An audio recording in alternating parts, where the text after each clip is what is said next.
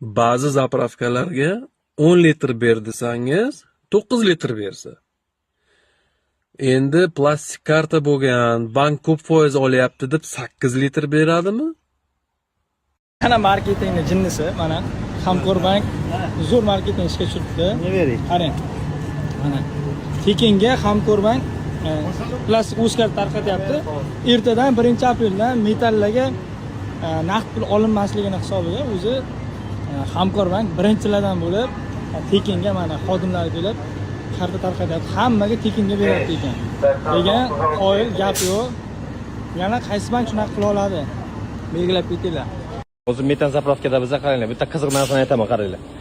O'zbekiston so'mi respublika hududida hamma to'lovlar uchun o'z qiymati bo'yicha qabul qilinishi shart. Endi bunga qaranglar.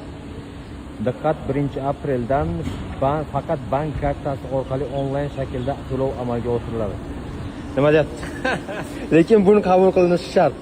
Endi naqd pulingiz bo'lsa, kelib metan zapravkaga metan ololmaysiz. Lekin mana bu yerda qabul qilinishi shart. Lekin metan ololmaysiz naqd pulga. Lekin mana bu yerda qabul qilinishi shart. Lekin metan ololmaysiz, lekin qabul qilinishi shart. Manda naqd pul, mana plastik yo'q. Endi qanday qilamiz? Men gaz olib bo'lganman. Assalomu alaykum. Ma'lum 2 daqiqa vaqtingizni olsam. Bo'ladi. Ismim Ro'ziy Fazildan. Qo'mitan tuman xalq banki tomonidan shu avtomobillarga yoqilib qo'yish shoxobchasiga biriktirilgan xodimman. Joriy yilning 1-aprel sanasidan boshlab avtomobillarga yoqilib qo'yish shoxobchasiga naqd pulsiz to'lovlar amalga oshirish boshlandi. Faqat karta orqali to'lov qilish imkoniyatiga egasiz. Agar kartangiz bo'lmagan taqdirda biz bankimiz tomonidan sizga bepul kartalarni taqdim qilamiz. Va buni sizga rasmiylashtirishga ko'p vaqt ketmaydi. 2 daqiqada nomingizga rasmiylashtirib beriladi. 2 daqiqaga ulguramiz, ha? Xuddi shunday. Yaxshi. Zapravkaga kelib, mana bunaqa narsa hamma joyda hammamiz ko'ryapmiz. Sababini aytaman sizlarga. Eng men uchun bu yomon narsa. Nimaga? Sizlar uchun ham yomon. Chunki 90% odam naqd pulga oladi. Naqd pulga agar siz gaz olaman desangiz, sizga gaz ola olmaysiz. Siz aynetdan shottingizga, kartangizga pul tashashingizga to'g'ri keladi. O'shandan keyin kartadan yechib oladi. Berasiz, to'yingiz yechib oladi. Qaranglar. Bu foiz oladi. Bitta kartaga masalan pul tashlasangiz 2-3% oladi.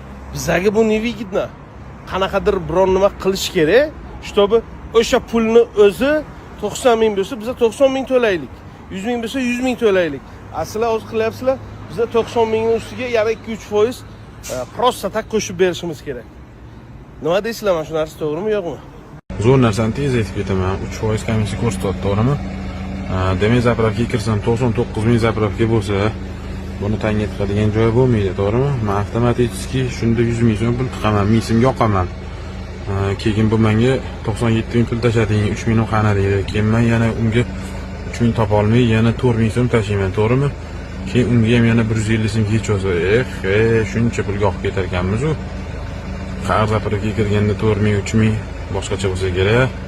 Tabriklayman hammalarni. Bemalol 1-apreldan ham naqd pul bilan kelaverasizlar metan zapravkalarga. Sababi metan zapravkalarga mana bunday kartalar berilyapti.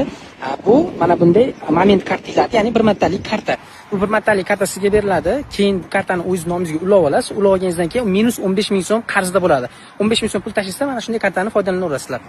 1-apreldan bilasizlar, barcha metan zapravkalarda nimasi naqd pulsiz to'lov bo'ladi. Shu sababli mana bunday kartalar tarqatiladi. Bundan tashqari Paynet ham sizlarga shunday kartalarni beradi. Bemalol solib turib foydalanishingiz mumkin. Naqd pulda to'lash imkoniyatim bo'la turib, endi o'zimni pulimni bankka qo'yib, bank komissiyasini to'lab, keyin oldi-sotdi qilishimga to'g'ri keladi. Xabarlaringiz bo'lsa kerak, 1-apreldan boshlab ko'chmas mulk va avtotransport vositalarining oldi-sottisi faqatgina bank orqali bo'ladi. Ya'ni siz bankka borib pulingizni qo'yasiz, bank komissiyasini to'laysiz, undan keyin notarius shartnoma tasdiqlagandan keyin pul o'tkazib beriladi avtomatik tarzda. Endi savol tug'iladi. Markaziy bank xabariga ko'ra, buning uchun, demak, bank orqali siz pul qilganingiz uchun banklar komissiya ushlab qolar ekan. Xususan, ko'chmas mulk oldi-sotisi bo'yicha davlat banklari 206 ming so'mgacha komissiya ushlab qolishi mumkin ekan. Avtotransport vositalari bo'yicha esa 105 ming so'mgacha komissiya ushlab qolishi mumkin ekan. Tijorat xususiy banklar esa bu komissiya miqdorini o'zlari mustaqil tarzda demak baholashar, belgilashar ekan. Endi savol tug'iladi. Farmon chiqqan bu bo'yicha, ya'ni shu yashirin iqtisodiyotni ulushini kamaytirish bo'yicha farmonga gap bo'lishi mumkin emas. Bu farmonga biz ham qo'shilamiz, qarshiligimiz albatta yo'q.